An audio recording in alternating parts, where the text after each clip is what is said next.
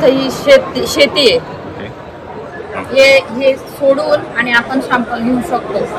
Marking करायची 1 2 3 4 5 6 आणि zigzag पद्धतीने आपण मातीचा नमुना घेऊ शकतो. त्याला आपण व्ही आकाराचा खड्डा करायचा 15 ते 20 सेंटीमीटर खोल. 15 ते 20 सेंटीमीटर खोल केल्यानंतर ही माती काढून टाकायची.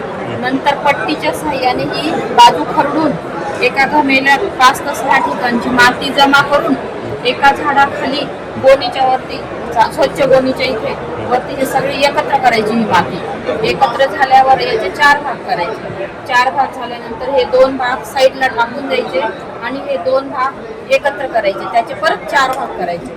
4 भाग झाल्यावर परत 2 भाग बाजूला टाकायचे, 2 परत एकत्र करायचे. अशी अर्धा किलो माती शिल्लक राहीपर्यंत ही क्रिया चालू ठेवायची. नंतर एका कापडी पिशवीमध्ये ते अर्धा किलो माती भरायची आणि एका कागदावर शेतकऱ्याचं नाव, गाव, तालुका, गट नंबर, मागील हंगामातलं पीक, आता कोणतं पीक घेणार आहे ते आणि शेतकऱ्याचा मोबाईल नंबर एवढी माहिती भरून त्या पिशवीमध्ये टाकून द्यायची. आणि तो मातीचा सॅम्पल जिल्हा मृत सर्वेक्षण व मृत चाचणी प्रयोगशाळा रामेती कॅम्पस उंटवाडी नाशिक या शासकीय प्रयोगशाळेत तुम्ही जमा करू शकता.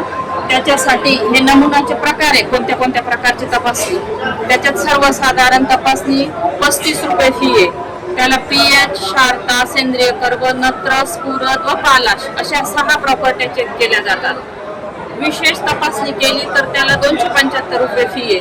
त्याच्यामध्ये ह्या वरच्या 6 प्लस कॅल्शियम, मॅग्नेशियम, सोडियम, मुक्त चुना, जमिनीची जलधारणा शक्ती, ओल्याचे शेकडा प्रमाण, जमिनीची घनता, जमिनीचा पोत अशा 21 प्रकारच्या प्रॉपर्ट्या चेक केल्या जातात. नंतर सूक्ष्म म्हणजे मायक्रोन्यूट्रन्स याला 200 रुपये फी आहे.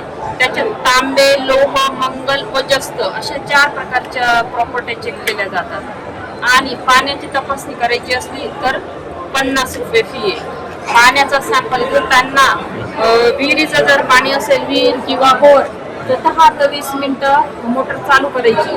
ते पाणी नंतर बिसलरीच्या बॉटलमध्ये 1 लिटर पाणी घेऊन ते 24 तासाच्या आत तपासणी करावी लागते.